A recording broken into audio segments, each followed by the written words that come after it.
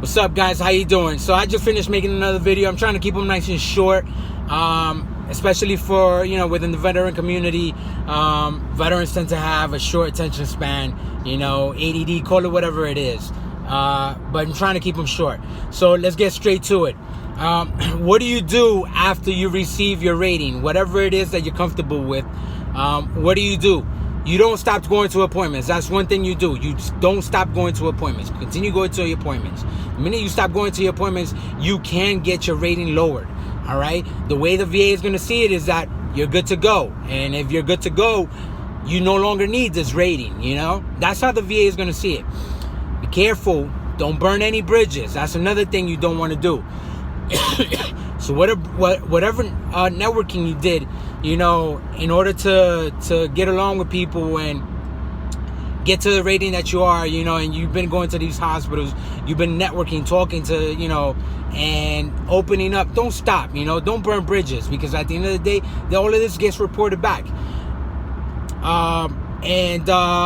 Jot down what it is. Make a list of, illnesses, injuries that you have, what the Marine Corps or the military is responsible for, and check them off. What it is that you've been rated for, check them off. Because at the end of the day, you never know. Most of these symptoms, they cause a secondary injury, and you might be able to get another rating, a higher rating based on these secondary injuries. Next thing, if you rated 100%, and once you reach that 100%, make sure you get your notification letter. Especially even for the other ratings, make sure you get your notification letter. Call the VA and ask them to send you one if they didn't send you a notification letter. It is a booklet in regards to what you've been service connected with, the rating that you received, and what you have not been service connected with. You want to know all of this, and you want to check it off. What it is that you've been service connected for, and what it is that you need to work on. Maybe you worded yourself incorrectly, or maybe you don't have enough medical evidence. So make a list on what needs to happen, what it is that you need to collect, any new medical evidence that you need to collect. For those of you that are at 100%, you need to find out what type of 100 you are. Because there's a bunch of different 100s. There are about 5 of them. But, 6 if you, the way, depending on how it works, some things are different, are fishy. But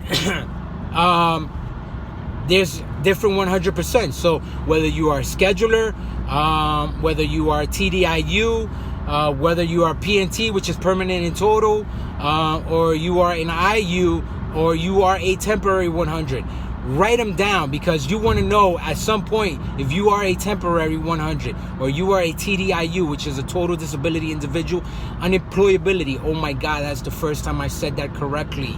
But again, whether you are any of those out of the 5 that I just mentioned, the other one is a special monthly compensation. But out of the 5 that I mentioned, you have to write them down, and you need to find out. Because if you are a 100% scheduler, a scheduler means that you have to continue going to appointments. Even if the other ones, PNT and IU, you are permanent total individual unemployability, you continue going to appointments no matter what, because you want to, at some point, know how to control your symptoms or illnesses or injuries.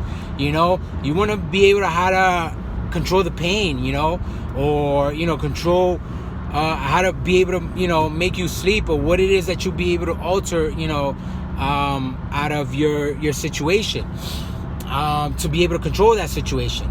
So again, you want to know what it is that you do, what you are, because permanent total, you might, want a permanent total. You got your 100% permanent total, but you don't stop there. Now you have to go for the IU, because I believe a permanent total, you can continue in IU. It's not guaranteed. Individual unemployability is not guaranteed.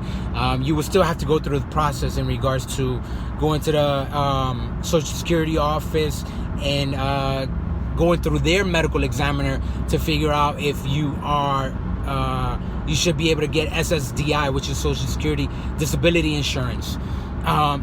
So again, you want to know what type of 100% you are.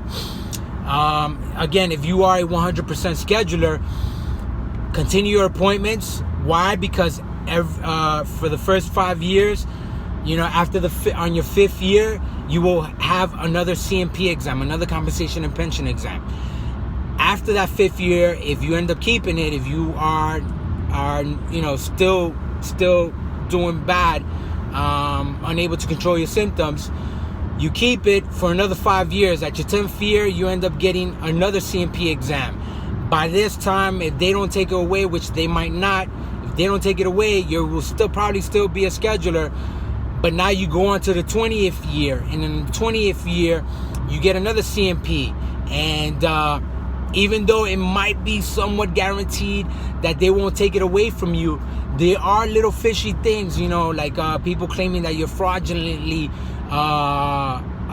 using you know, getting medical compensation, VA compensation, and you know, obviously they will need to prove that, and you know, if it's hard to prove, you continue on with your 100%.